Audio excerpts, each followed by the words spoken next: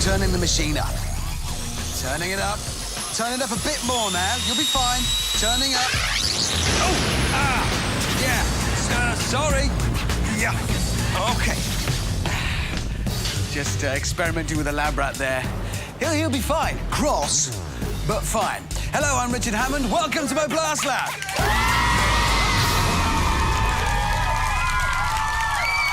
Now, this is the science show for people who think science is boring. In a moment or two, we're going to meet two teams of budding young scientists who will compete in cutting-edge scientific experiments. The winning team will be rewarded with prizes.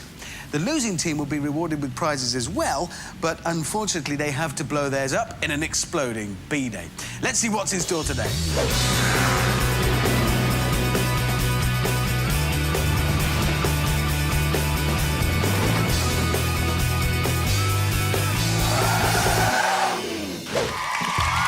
Now, obviously, with this being a super-secret underground lab, I only use the very best to guard it. A crack SAS team. Funny thing, though, they turned up to work this morning, and as it would happen, they were all wearing the same thing. Green. Camouflage. Quite embarrassing, so they've gone home to get changed. But I have arranged a replacement, a one-woman fighting machine. The only woman I know who can fight a man with one finger whilst wearing slippers and a hairnet. Her, not the man, obviously. She is my Ninja Nan.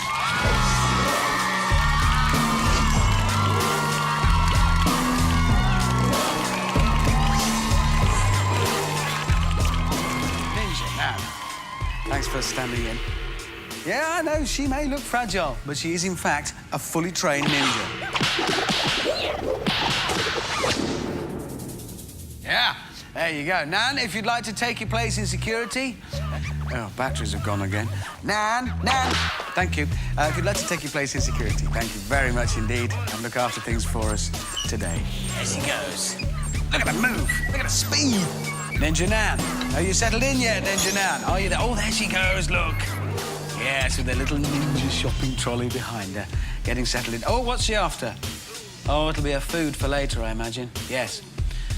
Oh, now, yes, that's a rock cake, but being a ninja, it's real rock.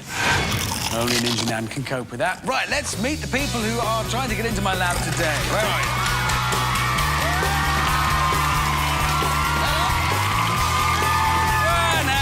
Not get all giddy. They say they're the yellow team. They've got the right lab coats on, but they could be anybody. We have to be careful of security. This lab is top secret. So, just to be certain, if you'd identify yourselves by name, please. Who are you? Megan. Shakira. Alex. Megan, Shakira, Alex. Yes, that checks out with what I've got on the security file. What hidden talent are you going to demonstrate for us to prove you are who you say you are? This is Alex, who's going to do baton twirling, it says here. And, well... it's a baton, and it's twirling. What do we reckon? Baton yeah? Yeah, all right, OK, that's it. You are the yellow team. Come through. You're cleared through security.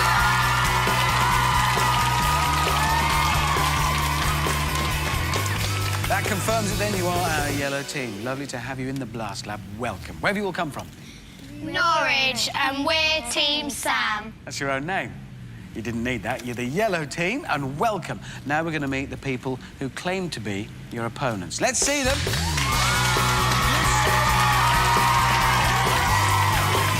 Yeah, right. Well, you've got the right lab coats on. You say you're the red team. Prove it. Identify yourselves by name, please. Stan! Louis! Dan! Wow. OK, Stan, Louis and Dan. Yes, that's right. Now, hidden talent, it's got your name, Louis. What are you going to do to prove you are... What are you doing? What are you doing? Speak up. Miming. Can't be a mime, I heard you speak. It does say miming down here, and that is miming. Come through, security. You're cleared past Ninja Nan.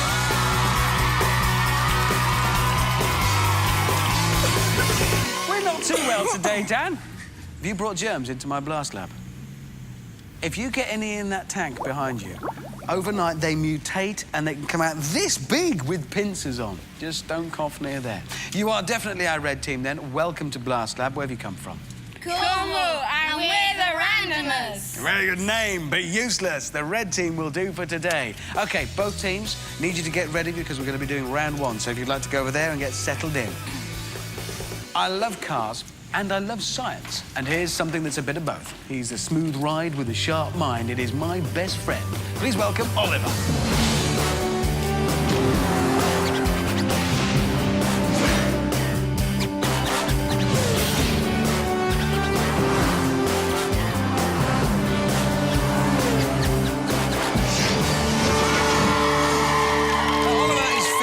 With the very latest high-tech fact nav. I should know because I fitted it. As a result, it doesn't always work. Some of the facts it comes out with are wrong, some are right. So I want my teams to tell me which is which, first of all. Oliver will then confirm it. If it's true, he'll do this. And he'll let us know if it's false by doing this. Couldn't be simpler rules then, teams. We're all comfortable and happy and ready. This is your first chance to earn points. Right, are we ready for our first science fact? It's going to be red teams first. So, here comes your first chance to earn a point. I'm trying to make you nervous. Is it working? It's not, is it? You all look completely relaxed. Don't you need to make nervous. Nervous you are? No. Of course not. OK. Here comes your fact. Lightning strikes somewhere on Earth 10 times per minute. Is that true or false? Have a chat, have a think about it. You never know what one of you might know. Meanwhile, I'm going to ask the audience. Is that true, then? Lightning strikes somewhere on Earth 10 times a minute. True or false, audience? What do we think? Some true, some false. Bit of a mix there, bit of a mix over here as well. OK. Reds, have we come to a conclusion? If you can all agree on an answer. Louis, you're going to be the spokesperson. You think? False. False. Oliver, is it true or false? It's false. Well done. That's a point for you guys. Actually strikes, I've got the figures here, 6,000 times per minute, which is 100 times a second, which equates to 8,640,000 times a day. Right, yellow team, here is your science fact. I want you to tell me whether this is true or false. Have a think about it before you give your answer. The average pencil lead can draw a line over 200 metres long before it runs out. Have a talk, have a think, don't let me rush you. Audience, is that true or false? What do you think? True or false? Well, mostly true there, I think, but don't go too much by what the audience think. What do we think? False. You think that's false. Oliver, is it true or false? The longest pencil in the world was created by Faber-Castell in 2002. It was 19.75 metres long, 80 centimetres in diameter. You're not interested in this, are you, really? Well, the average pencil lead could draw a line about 35 miles long. Think about that. So that's how false that was. Or 45,000 words, if you wanted to wear one out. Shall I just get on and ask you the question? Yeah. Yeah, OK. Right, here is your third question. This is the one that works differently, of course, because this isn't true or false. This is the one I need you to answer. Write it down on the boards in front of you. Here it comes. How many moons does the planet Uranus have? How many moons does Uranus have? I think whilst I talk to the audience... Audience, anybody know the answer to that one or want to hazard a guess? I can come and ask you by using my new invention, boot mic. Talk into it, it's a microphone. 9. 9. 17. 17, just talk to the boot. Any astronomers here? Anybody actually look at things through telescopes, do you? 20. 20, OK, we're getting a real ballpark figure here, yes? 3. 3. That's got a range established by a young man here. OK, audience, I'll take some from here finally, yeah? 72. 72, whoa! Now we've got 3 to 72, this is more like it. 12. OK, we've got 3 to 72 and just about all numbers in between. All facts gathered in with the use of my handy boot mic, which is not impressing anybody in the Blast Lab today. OK, teams, you've both written down your answers. Let's have a look at what you've got. Turn your boards round for us, please. For the red team, 9. For the yellow team, 9. That's quite spooky. Are you conducting your own experiment into ESP here in my Blast Lab? That's quite a coincidence. Right, here's the real answer. It is 27 that we know of. Scientists think there may be more. But as you've both got the same answer, that means you're both the furthest away and the closest to the real answer. But I'm feeling generous. I'm going to give both teams the point.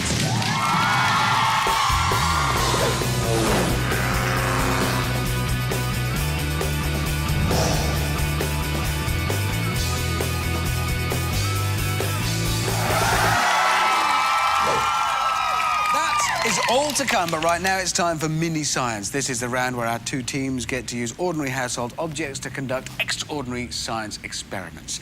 Now, my old school science teacher accidentally ended up as a 10-year-old during an experiment with time travel. Yeah, she's teaching again at the local school, but she is the only teacher ever to get a detention after one of her own colleagues mistook her for one of her own class. So she's not in a very good mood with me. And it is Mini Miss!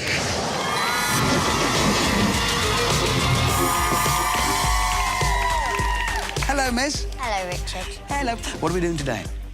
Well, today we're going to be looking at air particles. Brilliant. But, Miss, air particles are really tiny. There's billions of them around us all the time, and we can't... Look, I can't see that one. I can't see that. I can't see them anywhere. How can we look at them? Because we're not looking at the particles. Right. We're looking at the effect it has on everything else. I knew. Right, Okay. well, we're going to be looking at the mini-game called Ping Pong Pass.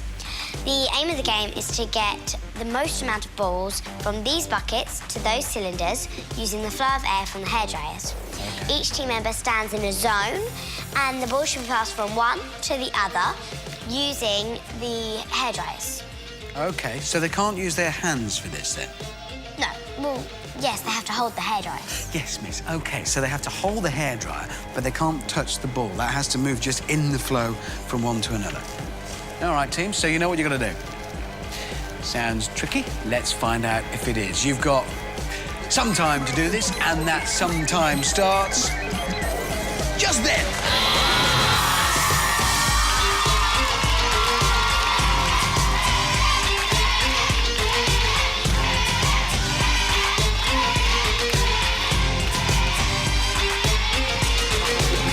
It is air particles making this possible. I can demonstrate with my hairdryer here. Now, if I set it going, the ball isn't balancing on top of the column of air. It's actually held within it. And I can demonstrate by putting smoke through it. If you put the smoke in, right, you can see the fast-moving stream of smoke in the middle. All the particles there are getting spaced out further apart. The messy air around the outside that you can see in the smoke there is where all these air particles are rushing in to replace them, and they're holding the ball in place. And this effect is why you can tilt it. Look at that. It's not balancing, it's being held in place by air pressure, by particles moving in. Firefighters use air particles, if you like, because when there's a fire in a room, they use a fan to push a load more air into the room, and all those particles take up all the space, and they push the smoke out of the room. Clever things, air particles. Let's see how they do it. Stand there, dunking one for the Reds, and Shakira doing the same for the Yellows. Oh, a dropped ball there for the Reds. Yellow's going for a changeover here. Oh, no, not this time. Stan again scoring for the Reds. And Shakira, likewise for the Yellows. It is anybody's game at this point. Oh, and Stan's missed one for the Reds. 4, 3, 2, 1. OK. Teams, that is it. Time is up. Time is up. Well, let's find out who's won. Stan, did you get that last one in as he said one? That was the closest I've ever seen at the end of a game. 5, 4, 3, 2, 1. It went in, so we'll allow that. Right, let's see which team has won. Lab rats, count them up, please. Bear with us, audience. They're operating at the absolute limit of their capabilities right now, counting stuff. OK, Lab rat over here. How many for the Reds? 6. 6 for the Reds. Let's see how the Yellows have done. Lab rat, how many for the Yellows? 3. That means the Reds have won. Well done. That takes the score to 3-2 to the Reds. Well done. Another point for the red team. So, we've just seen fast-moving air holding something when the air's moving this way. It holds it there. I wonder, if the air was faster and the object was larger, could you use it to support an object this way? I'm talking about flying.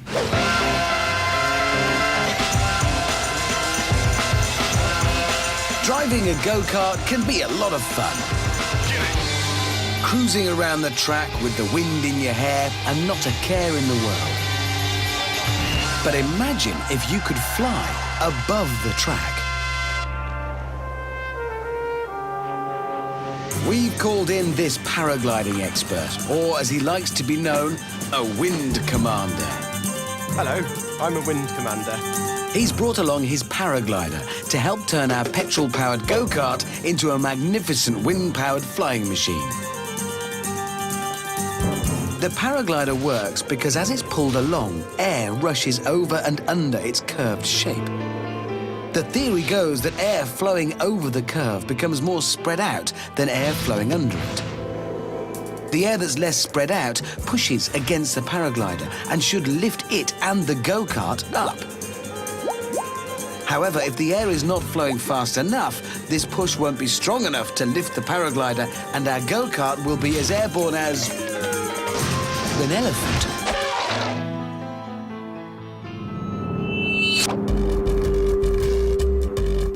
He's going to attach his paraglider onto the go-kart and attempt to use the thrust from the engine combined with the upwards force of the paraglider to make the go-kart fly through the air. If he can pull this off, it'll be a world first. Good luck, Wind Commander. Hold the experiment, because I think there's an extra point in this. Score right now is 3-2, but there's an extra point for the team that can tell me correctly, will the go-kart fly or not? What do we think? Have a think, just have a think. Have a chat amongst yourselves, both teams. I'm going to ask you both for an answer. Will it fly or not? Audience, any ideas? What do you think? Will it fly or not? Hang on, I'll tell you what, I'll get my microphone boot. What do you reckon? Will it work, will it not? Depends what the CC of the engine is. Yes, so it depends on power? Yeah, it depends on power and depends on weight. Because the power and the weight will give you what? If it's a lot of power and not much weight, which will give you speed.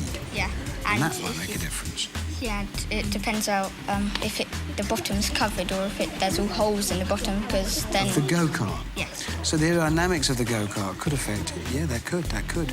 Wind as well, if there's like a wind against us. That's a point.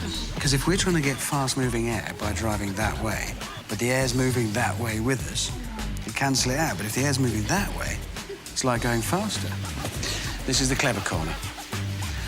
I've had enough of talking to you. Right. It's good theories, though, guys. Really good theories. Any other theories? Will it work or will it not? What do you I don't think? think it will, because I don't think the up thrust will be strong enough to Why pull not? the go-kart and a person up, because gravity will probably be stronger than the up thrust. So essentially, you're thinking that the mass, the weight of the go-kart and the rider, they won't get enough lift from that wing. Okay, so you're thinking not.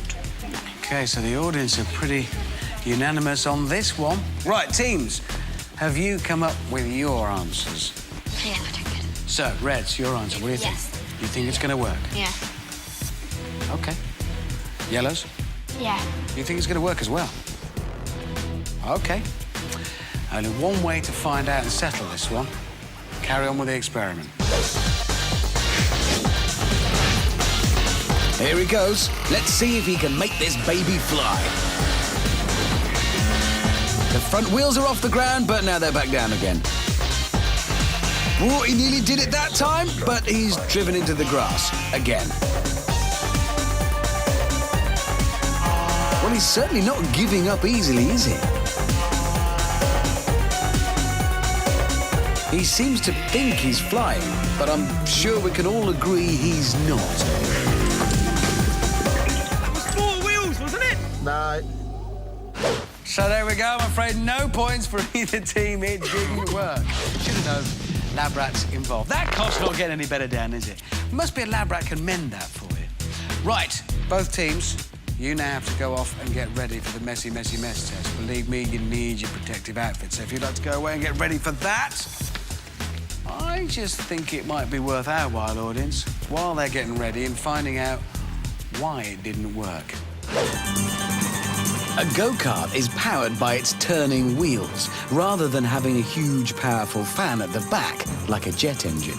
So in order to maintain its thrust, its wheels need to stay on the track. When it lifts off the ground, that thrust is lost, and the rush of air needed to make the paraglider work disappears. Hold on. It looks like... Yes, it looks like he's done it. Oh, hold on a minute. No, he's just been carried off the track. That was rubbish. Give us back that badge. So there you go. Right, it's time for us all then to move on to the messy, messy mess test. Which today is in the septic tank. Yeah, this is full of just mind-bogglingly awful stuff. It's where all the waste from my experiments ends up. So comfortable in there? Don't worry though, one thing I can promise you, there's absolutely no creepy crawlers in there. All the rats ate them. So you'll be absolutely fine. As well as rats in there, there are these discs. Some are like this one, duds. But the ones you're after are these, as modelled by my lab rat. They feature your team's colour and the names of prizes. Now, there'll be things like multimedia MP3 player, a wind-powered helicopter, or a blood, bones and body kit. Our teams have to get as many of these prize discs from the septic tank full of just the worst stuff you can imagine into the baskets. We've got one for the yellow team, one for the red team. The winning team is the one to get the most prize discs out of there and into there, and they will get to take home all the prizes written on the discs. The losing team doesn't take the prizes home, they have to blow them up in a bidet. OK, you have some time to get as many discs from the septic tank to the baskets as possible. Red team, you're ahead on points at the moment. Those points have bought you a 5-second advantage. So when you hear the first siren, red, you start. But yellows, pay attention and listen carefully. As soon as you hear the second siren, that's your cue to start looking for those prize discs. OK, you have some time, and that some time starts now. And away go the Reds. They're not afraid to get stuck into the muck. There goes the second siren to release the yellows. The Reds already have one prize disc in their net. Oh, the yellows bagged their first one.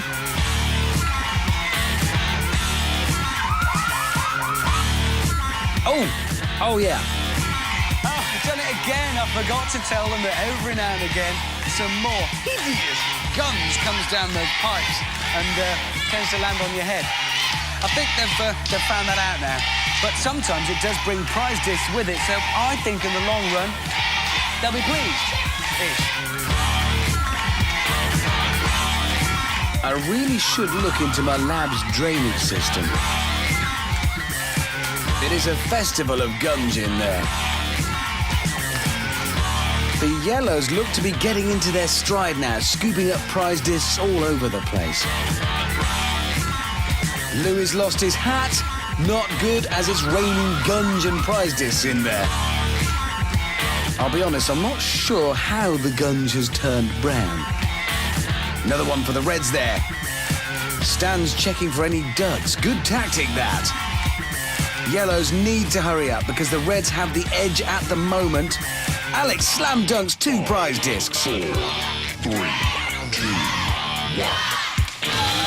Just in time. That is it, teams. Time is up. Nice in there, isn't it? Yeah, you've really been swimming in there, haven't you? OK. Sorry about not warning you about the pipes. I forgot. I always do. Right, lab rats are counting up the prize discs right now as I speak. So, for the red team, lab rat, how many have the Reds got? Show me with your little paws. 8 prize discs for the Reds. And now for the yellows. Lab rat, how many do we have? 7! It was so close! It's the red team that wins. Well done, Reds. Well done, Reds. All of these prizes are going to be yours. Let's have a look at what you've won. You're each taking home each of these prizes. Ready, Ninja Nan? A toxic mutant. Nice. A flying windcopter. Planetarium. Blood, bones, body bits kit. A science magic set. An MP3 player. Each. You've done very well, Reds. A White Wings glider kit. A lunar eclipse bedroom light. Each of the red team, each of those prizes. Well done, team. Well done, team. Yellows, this is slightly difficult now because, well, there's no nice way of saying this. This is what you would have won. Remote control mosquito. Lovely. A lunar eclipse bedroom light. Would have been nice. Toxic mutants. Each of you would have been lovely. Horrible science books. Yeah. Blood, bones, body bits kit. white wings glider kit, and a science magic set. But don't worry, Yellows, because instead of taking them home with you, you're gonna blow them all up. Because it is now time for B-Day Goes Bang.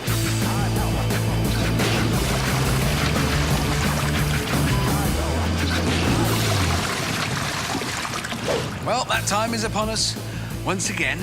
Reds, you're feeling great right now. Look, all these prizes these are all yours. You're taking them home. So congratulations. Well done for winning. Yellows, sorry. How are you feeling?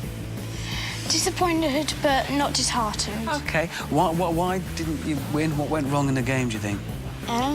Well, we all in the gunge, it was hard to sort of walk. It is. It's difficult to move around, difficult to find those discs. And I kept getting pulled down by people. That doesn't help. That doesn't help. It was a close score, 7-8. That really was. It was a riot in there. Well, bad luck. Who's going to do the plunger? Who's going to... All of us. Really going to share the blame together. OK, well, the moment is very nearly here. I have seen plenty of good inventions go down the toilet, and let's be honest, most of my experiments go up in smoke. But your prizes are about to do both at once in my specially reinforced exploding B-Day. Prizes are in there ready, so, well, let's get on with it. Step forwards, lift the plunger, please, and be ready. We will count you down. All right, yellow team? Audience. 5, 4, 3, 2, 1.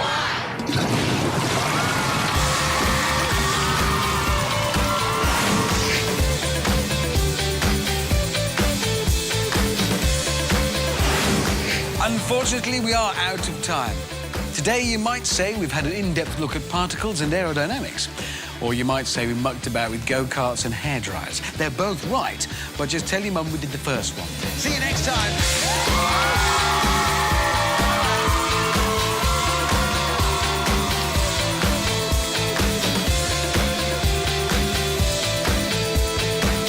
Blast Lab was recorded before a live studio audience. No lab rat was harmed during the filming. Well, actually, one was, but he was put down painlessly.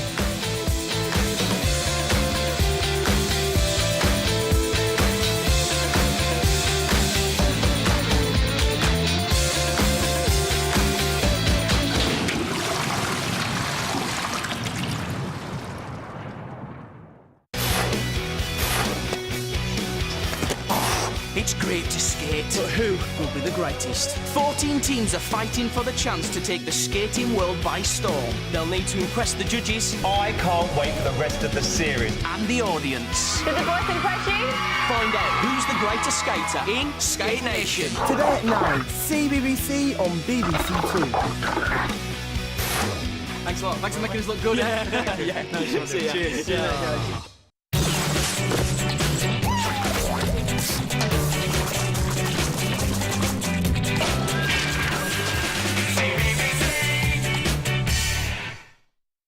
Diddy Dick Dom, CBBC.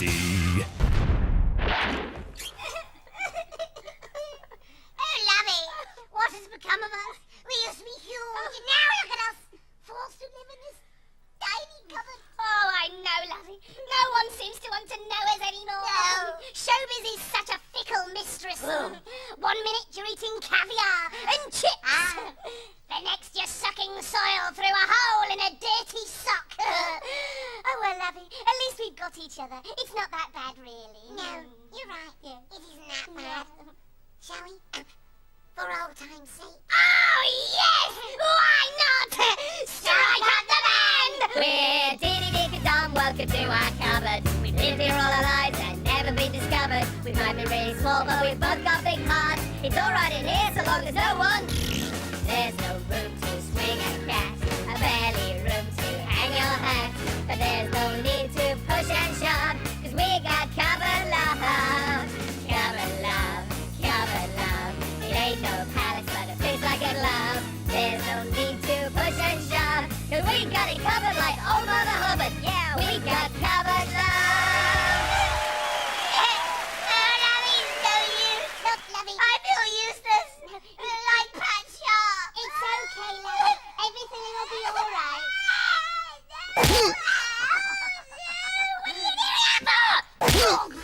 Get up! Diddy Dick Dom. You're looking very full today, Lovey. Oh, yes. I am full. In fact, I'm very stuffed because I've had the delicious din-din. Ah, what did you have? Well, see if you can tell. Huh? Oh, a prawn booner? Yeah, yes. With a lobster vindaloo? Oh, yes. And a big bucket of baked beans? Very good, very good, very good. And next course? Ooh, that's quite tricky. Oh, got it. Yeah. Gooseberries, raspberries, kumquats, kumquats, yes, and rhubarb. and to finish off? Oh, a nice wafer thin mint. What a lovely meal. Diddy Dick and Dom. Oh, lovely, there's nothing better than a nice cup of tea. Yes, I do like tea, you know. Yes. See, I can't drink coffee. Oh. Just the very taste of it makes me do this. Oh, dear. Oh, yes. Actually, lovely, yes, I know that feeling, yes. It's like when people scrape toast, yes. The very thought of that sound makes me do this. Oh, yes.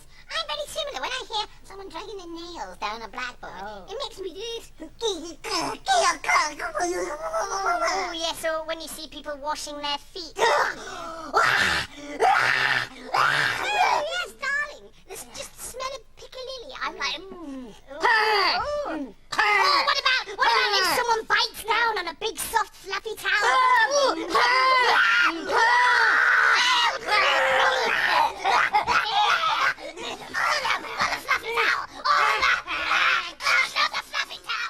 Go Diddy Dick and Dom on CBBC. The laughs never stop with the CBBC Super Summer. Let's talk ideas. I've got some really good jokes I want to add into the script. You never ever know what's going to happen next. We're going to be fabulous. Have a super laugh this summer, all this week with CBBC. Watch out for the Ooglies! Ooglies, weekdays at 5:45. The CBBC channel.